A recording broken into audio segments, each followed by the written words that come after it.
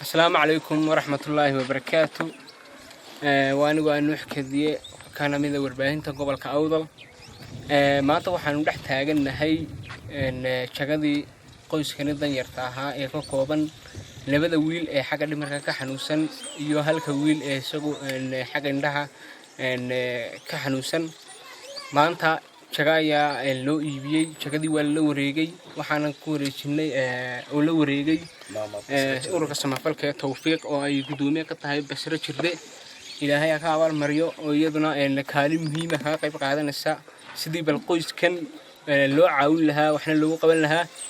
runtii maalintii aan soo bandhignay warbixintani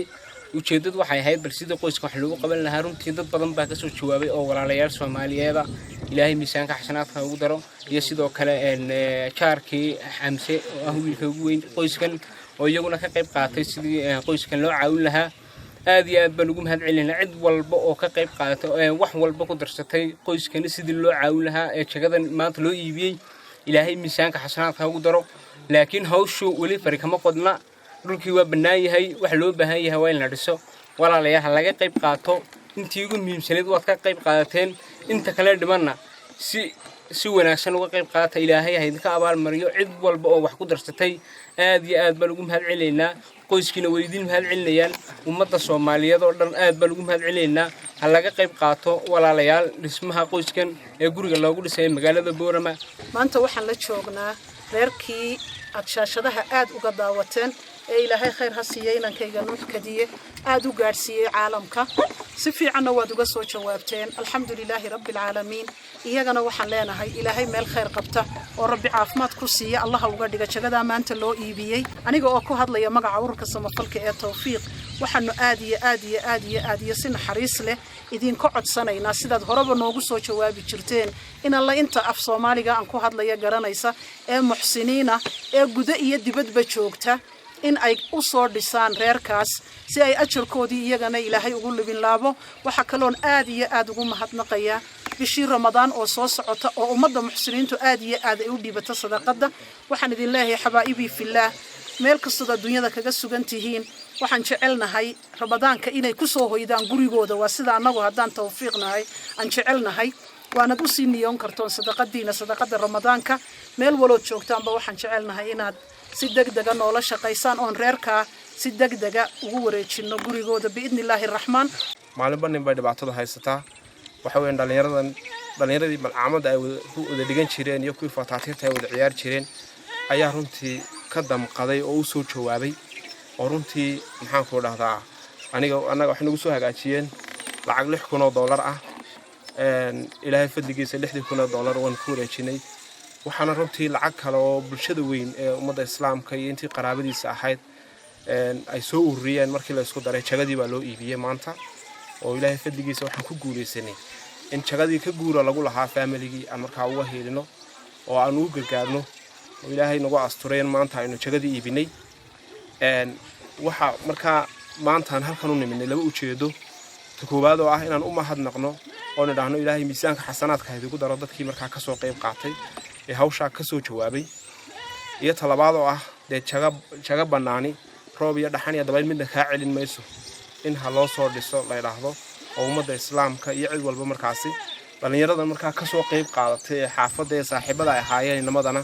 ay halkaa ka sii wadaan alxamdulilaahi rabbil caalamiin maanta waa taasoo jagadii waa naga dhex taagan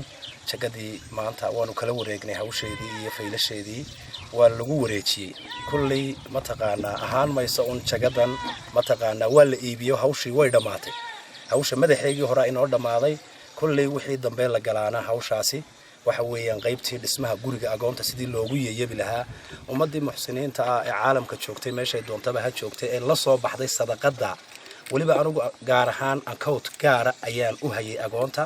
aan caruurta aan adeerka u ahay lacagtii markii aan isku daray $9,000 ayay ahayd $9,000 Dr. Mustafa oo hadda afka ku dhuftay uu sheegay lacagtii intii naga dhinayd inuu ku daray khayr Allah siiyo dhalinyarta kale ee mataqaana oo wakiilka ka ahaana waan u ducaynaynaa insha Allah Ilaahay miisaanka xasanaadka inuu ugu daro kolley anigu hadalka sii badin maayo laakiin insha Allah ilaahay idinka waxaan ka rajaynayaa ummadii muxsiniinta hayde awalba dee mataqaanaa sidaa degdega ugu soo jawaabtay baaqoodii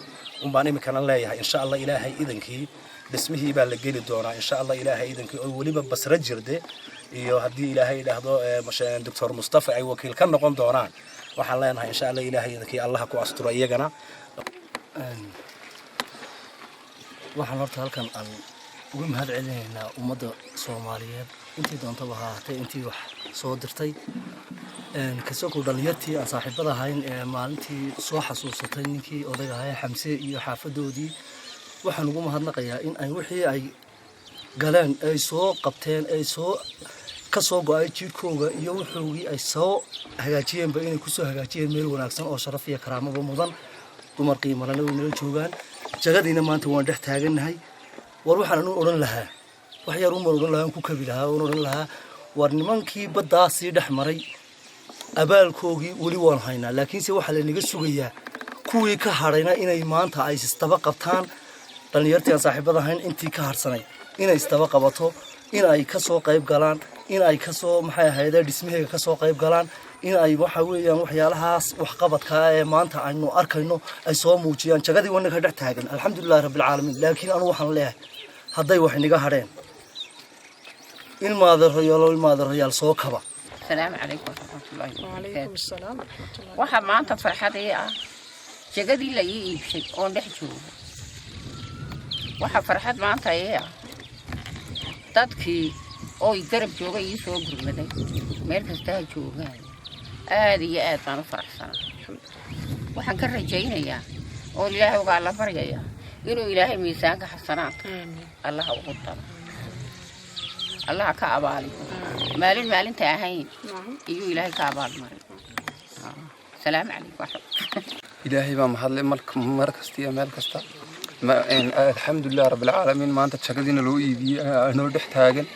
والله وحن هذا نقينا أمدا محسنين تمجع الصومالي وكهذا شعور المركز تي شوجا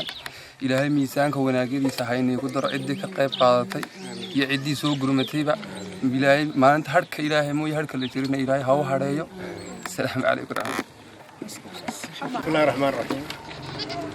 halkan sidii horeba aan u nimidnay waxa weeyaan horta waxaan u mahadnaqaynaa dhammaan dadkii hawshaasi wax ka qabtay ku dadaalay inay dadka agoomaha iyo dadka dhibaataysan ay taakuleeyaan maanta waxay la joogaa ururkii samafalka ahaa waxay la joogaa inamadii hawsha wax ka soo qaatay waxa kaloo halkan joogta hooyadii maamadii loo iibiyay dhulkaas halkan waxaan ku hayaa sharcigii ama wixii markaasi dhulkaasi dadkii lahaa aan kaga iibinay iyo wixii aan ku wareejinay labadaba halkan ayuu yaalaa halkan waxa weeyaan warqadani waa warqadii sharciga ahayd ee aan kaga iibinay dadka dhulka lahaa ee hantida lahaa markii hore meesha iska lahaa oo magaciisa ku qoran yahay oo sharci ahaana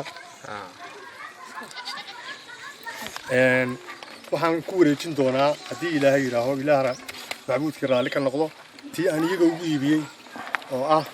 tan imikay hor taalla oo aan ka saxeexi doono maamada dhammaanna ay saxeexeen dadkii iibiyey iyo dadkii maragyada ka ahaa ee meesha joogay